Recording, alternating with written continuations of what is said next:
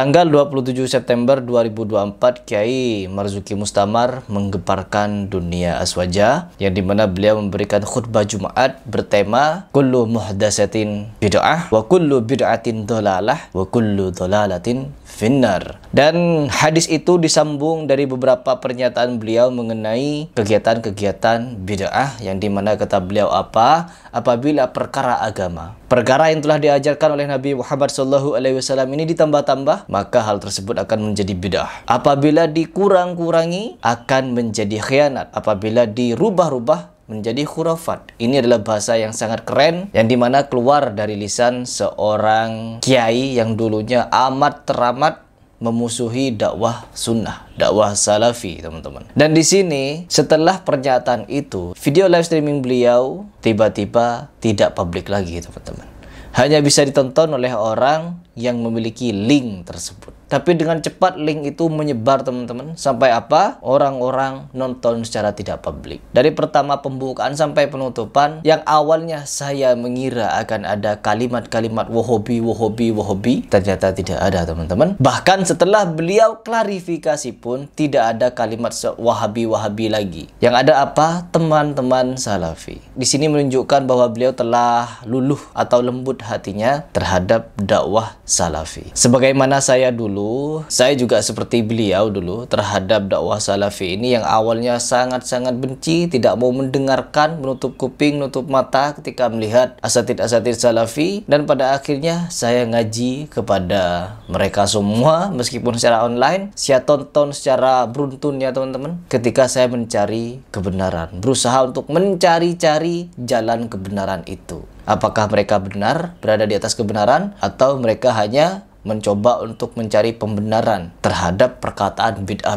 kepada kita semua dulu. Ya, setelah saya mencari tahu hal itu dan mendapatkan jawaban, saya mulai mencoba untuk memberikan pembelaan terhadap dakwah-dakwah mereka. Yang sampai akhirnya ketika Ustaz Syafiq Riza Basalamah, saya mendeklarasikan sebagai orang pertama yang membela beliau di media sosial. Apapun yang dikatakan, fitnah-fitnah keji yang dikatakan, saya counter siapapun itu. Meskipun pada waktu itu saya masih terjebak syubhat tentang musik, syubhat tentang hari ulang tahun dan lain sebagainya. Namun dengan berjalannya waktu, semakin saya banyak mendengar kajian mereka, mulai terbuka hati saya dan pikiran saya bahwa dakwah mereka lah yang saat ini Allah tunjukkan kepada saya benar-benar murni dari ajaran-ajaran yang tidak ditambah-tambah. Karena mereka ittiba, teman-teman. Jangankan kepada perkara-perkara ibadah, perkara apapun yang diperintahkan Nabi, ya, diperintahkan Nabi nih. Misalkan salah satu contoh, Nabi memerintahkan kepada sahabat dulu bahwa peliharalah jenggot dan cukurlah kumis atau rapikan kumis. Di dalam perkara itu saja mereka ittiba, teman-teman. Ini bukan perkara pokok ibadah kita, apalagi di perkara ibadah mereka tidak berani untuk menambah-nambah atau mengurangi, apalagi merubah-rubah. Dan di sini, teman-teman, setelah saya menyaksikan ceramah, dan kebetulan juga orang pertama yang action video ceramah dari khutbah Kiai Marzuki Mustamar adalah saya. Berselang sehari sebenarnya dari hal itu, Kiai Marzuki Mustamar ditolak, teman-teman, kajiannya. Beliau mengadakan ritual atau kajian maulid, masih bermaulid beliau. Namun ketika acara maulid, acaranya sepi. Ada orang. Semoga Surabaya aman, damai, sejahtera. Ada orang.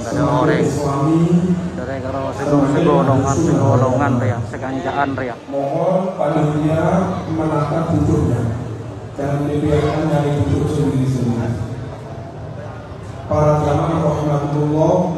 Bahkan ada isu yang beredar atau berita yang beredar, kajian beliau akan dibubarkan. Itu fenomena atau insiden ketika beliau sudah mulai mendakwahkan sunnah. Mungkin, ya, atau ada kemungkinan lain yang dimana kata isu yang beredar bahwa beliau sudah mulai tidak sekubu dengan para habaib, malah sekubu dengan Kiai Imad.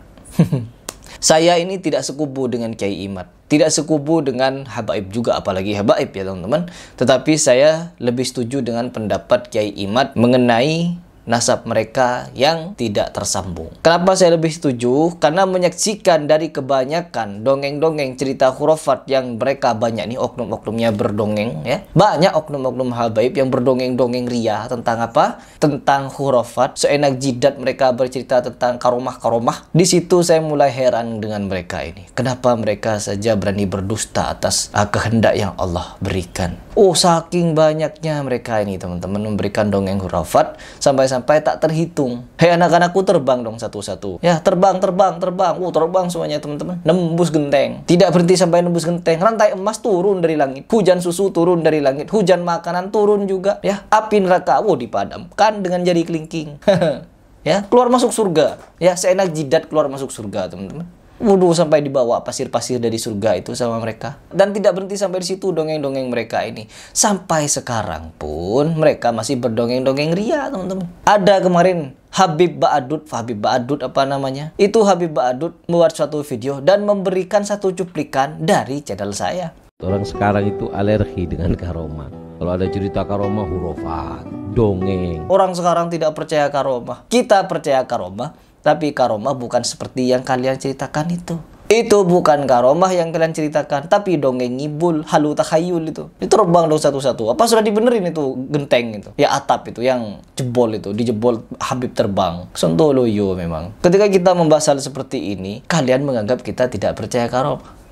Hah? Dan ketika Kiai Marzuki Mustamar mulai mendakwahkan sunnah, otomatis orang yang akan mendakwahkan sunnah ini akan mematikan bidah. Terbukti sendiri bahwa kajian beliau ketika membuat taglih akbar ya tentang Maulid Nabi sepi. Nggak ada yang datang. Mungkin karena ceramahnya itu, ya, mungkin karena ceramahnya atau karena beliau sudah tidak percaya dengan khurafat Habib. Karena memang jelas di situ Kiai Mustamar memberikan pidato, ceramah di khutbah Jumat itu tentang bahayanya khurafat, bahayanya bid'ah dan bahayanya berkhianat kepada Nabi Muhammad SAW. Karena apa? Memang ada pernyataan dari Nabi Muhammad SAW, apabila orang berani berdusta atasku, ya khurafat-khurafat tentang Nabi Muhammad, maka dia telah bersiap untuk menduduki kursinya di neraka. Bahkan tidak berhenti sampai di situ. Orang kita ini semuanya dijamin masuk surga sama Nabi Muhammad dengan satu kalimat, yaitu la ilaha illallah. Namun Nabi Muhammad SAW tidak berhenti sampai kalimat barang siapa yang mengucapkan kalimat la ilaha illallah akan masuk surga. Tidak berhenti sampai di situ, teman-teman. Kata Nabi Muhammad SAW, kecuali yang enggan. Semua umatku pasti akan masuk surga. Yang mengucapkan kalimat la ilaha illallah pasti masuk surga. Tapi tidak berhenti sampai di situ, teman-teman. Dilanjut sama Nabi Muhammad SAW, kecuali yang enggan, yang tidak mau. Ditanya sama sahabat, siapa orang-orang yang tidak mau itu, wahai Rasulullah?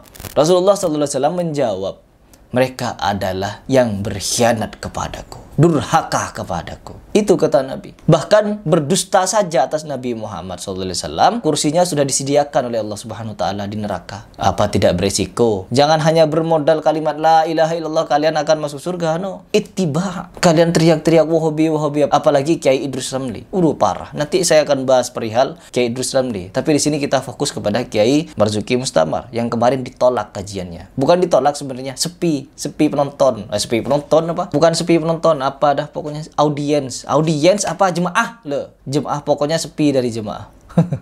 Ya Allah. Jadi di sini teman-teman, semoga pelajaran yang kita bisa dapat dari Kiai Marzuki Mustamar bisa sangat-sangat penting untuk sedikit demi sedikit membuat hati-hati mereka ini yang selama ini membenci dakwah sunnah, dakwah salafi mulai terketuk, bisa memahami apa yang sebenarnya orang-orang salafi dakwahkan perihal takhayul, bid'ah, dan khurafat. Demikian dari saya. Apabila di video ini yang salah, keliru, penjelasan yang kurang, itu mungkin dari kesalahan dan kebodohan saya atau kekhilafan saya. Tetapi apabila ada yang benar, itu dari Allah Subhanahu wa Ta'ala.